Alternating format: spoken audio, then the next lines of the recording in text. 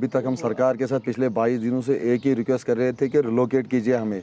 तो उस दौरान जब राहुल भट्ट की किलिंग होगी तो हम पूरे उसी दिन से प्रोटेस्ट पे बैठ गए, धरना पे बैठ गए।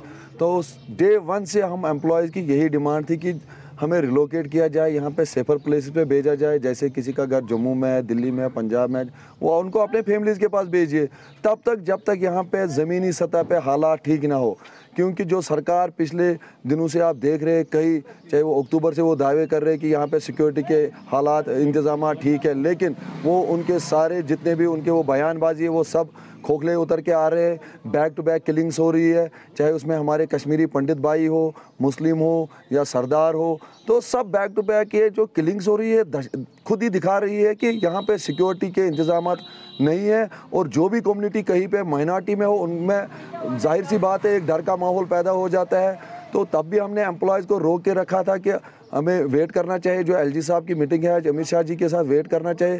लेकिन कल जब विजय कुमार जी की किलिंग हो जाती है कुलगाम के अंदर और उससे पहले रजनी बाला जी की किलिंग हो जाती है, तो उनके जितने भी अंदर वो हौसले थे वो पस्त हो गए, सिक्योरिटी से उनका विश्वास ही टूट गया। तो इस प्रकार से उन्होंने मास माइग्रेशन, उनके पास एक ही ऑप्शन बचा था, वो पलायन करना शुरू हो गए 1 जून 2022 से। लेकिन ये बहुत ही बदकिस्मती की बात है, जिस मातृभूमि के हैं हम, तो उससे हमें फिर से एक बारी 90 के दशक के बाद फिर से उन्हीं हालातों के अंदर पलायन करना पड़ रहा है। हम आशावादी थे कि एटलीस्ट इस समय केंद्र में भाजपा सरकार है, जहां पे हमारे अमित शाह जी, माननीय अमित शाह जी गृह मंत्री है, और हमारे माननीय प्रधानमंत्री मोदी जी है, जो पूरे देश के नहीं पूरे विश्व के एक जाने माने नेता है। तो हम उनसे काफ़ी ज़्यादा आशावादी थे कि वो इस बारे में कोई फैसला लेंगे।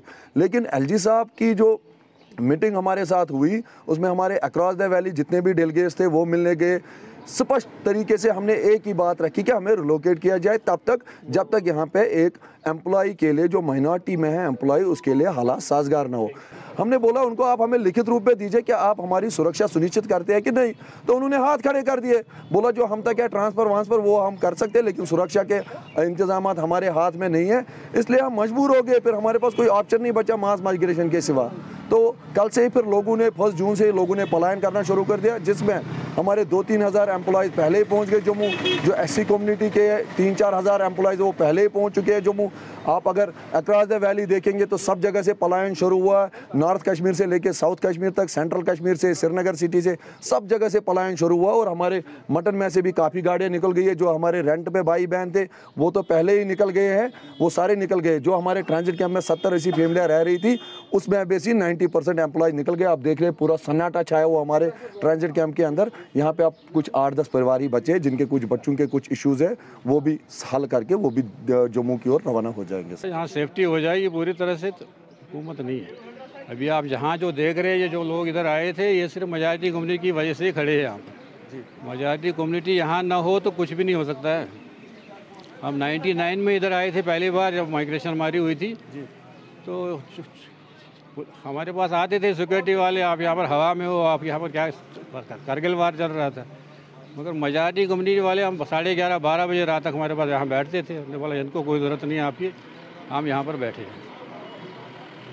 मेजॉरिटी कम्युनिटी की वजह से मैं आपको सच कह रहा हूँ, मुलाजिम भी वही होते हैं। ये जो अभी ये वो नया कुछ तमाशा हो रहा है, इस तमाशे की वजह से सब परेशान हैं। अब इनमें थोड़ी कोई माइनॉरिटी मार रहे हैं, मेजॉरिटी लोगों को भी मार रहे हैं।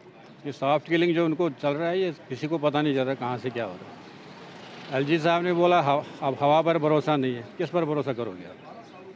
हेड ऑफ द डिपार्टमेंट जब परेशान है यहाँ सिक्योरिटी के हिसाब से, आम जनता क्या कर सकती है?